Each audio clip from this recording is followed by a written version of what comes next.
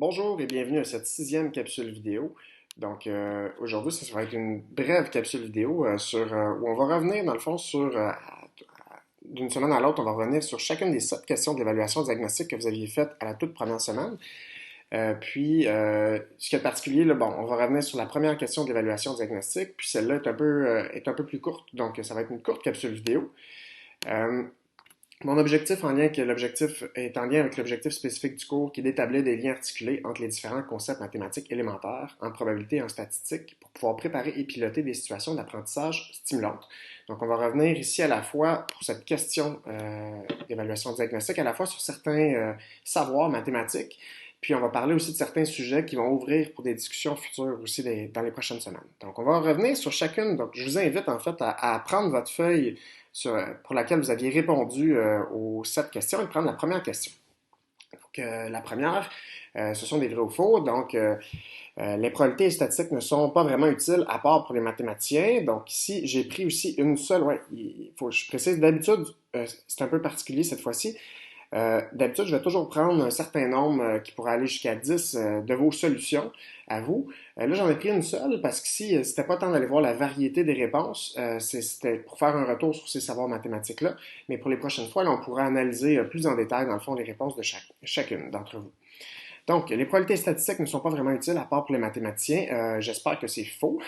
Dans la lecture que vous avez lue avec l'introduction, la préface, là, on a vu qu'il y a plusieurs utilités dans le quotidien, en fait, avec les probabilités et statistiques. Question B. Si on lance 2 dés réguliers et qu'on additionne leurs résultats, certaines sommes sont plus probables que d'autres. C'est vrai. On a des sommes de 2 à 12 possibles avec 2 dés réguliers. Mais il y a certaines sommes, comme 2, par exemple. La seule façon d'obtenir une somme de 2, c'est en ayant 1 et 1. Cette somme-là est beaucoup moins probable que pour obtenir, par exemple, une somme de 10 que je peux obtenir avec 6 et 4.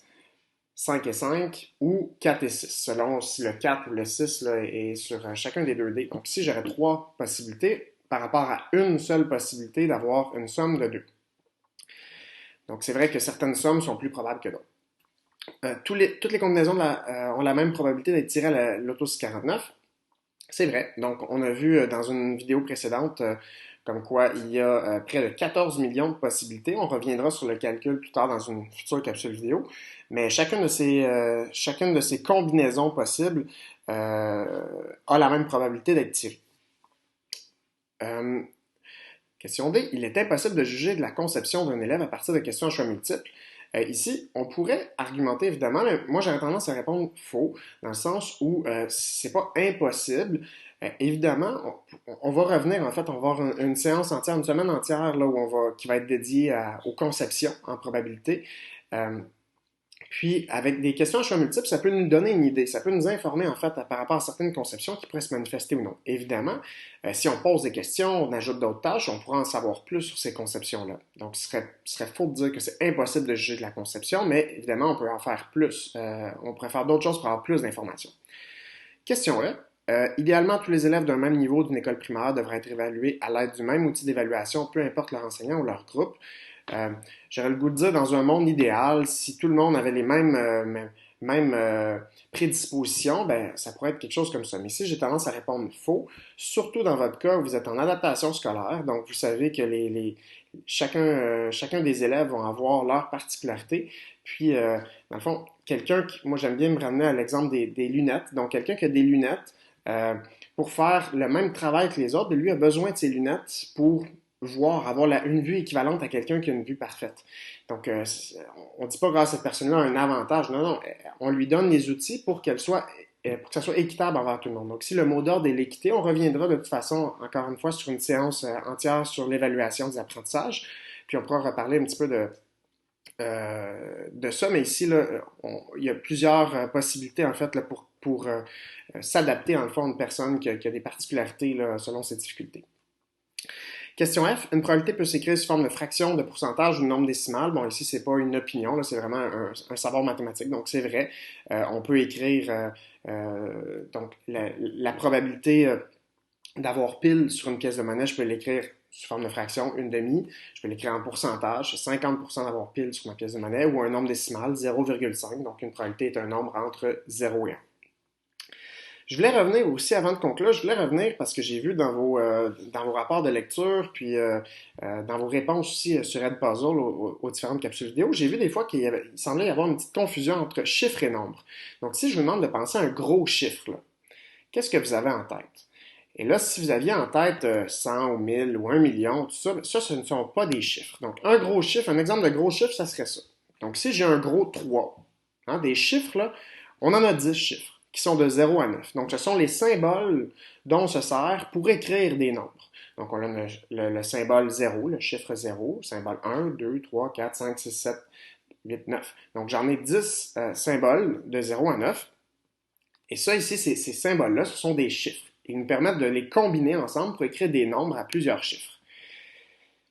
Donc, je pense que c'est important de comprendre cette distinction-là entre chiffres et nombres, puis de faire attention dans votre vocabulaire aussi quand vous allez en parler avec les élèves. Donc, les symboles numériques, c'est des expressions écrites ou verbales qui permettent de représenter les chiffres. Puis, à partir de ces symboles-là, on peut écrire des chiffres et en écrire plusieurs qui permettent d'écrire des nombres. Donc, dans le nombre 567, il y a 3 chiffres. Il y a le chiffre 5, il y a le chiffre 6, il y a le chiffre 7. Et chacun de ces chiffres-là n'a pas la même valeur selon sa position. Le 5, selon si à la position des centaines, il vaut 500. À la position des unités, il vaudrait seulement 5 unités. Donc, le chiffre, selon le symbole, selon on le met à quelle position, mais ça a une influence. Puis, par analogie, si on peut on peut dire que la lettre est au mot, ce que le chiffre est au nombre, pour reprendre les propos de Byron et ses collègues. Qu'est-ce que ça veut dire, ça? Ben, si je fais l'analogie, bon, d'abord, est-ce que 7, c'est un chiffre ou un nombre? Est-ce que 12, c'est un chiffre ou un nombre? Ben, 7, c'est un chiffre et c'est aussi un nombre composé d'un seul chiffre. Donc, on peut écrire des nombres avec un chiffre ou plusieurs chiffres. Et 12, ce n'est pas un chiffre. 12, c'est un nombre composé de deux chiffres, le chiffre 1 et le chiffre 2. 1 à la position des dizaines et 2 à la position des unités. Et dans le même principe, on peut faire l'analogie avec les lettres et les mots. Donc, A, est-ce que c'est une lettre ou un mot? A, c'est une lettre. Et c'est aussi un mot, parce que si je dis il a mangé une pomme, ben A est un mot à ce moment-là, dans le verbe, pour le verbe manger, a mangé. Et j'ai la, si je prends la, est-ce que c'est une lettre ou un mot? Ben, ce n'est pas une lettre, c'est un mot composé de deux lettres. Donc, c'est le même principe ici. On peut dire que 7 est un chiffre et un nombre, 12 n'est pas un chiffre, mais est un nombre composé de deux chiffres. Donc, il y a une analogie que je trouve intéressante. Donc, pour faire une petite consolidation, un petit exercice avec ça, ben, je vous suggère de compléter, de remplir ici les trous en complétant avec les bons termes appropriés. Donc, est-ce que c'est chiffres, données, nombres, numéros, résultats? Des fois, il y a plus d'une réponse qui peut être possible. Donc, je vous suggère d'arrêter la vidéo, de répondre de compléter ces petits exercices-là. Voilà, c'est fait. Donc, ce serait dans le nombre 427, il y a 3 chiffres.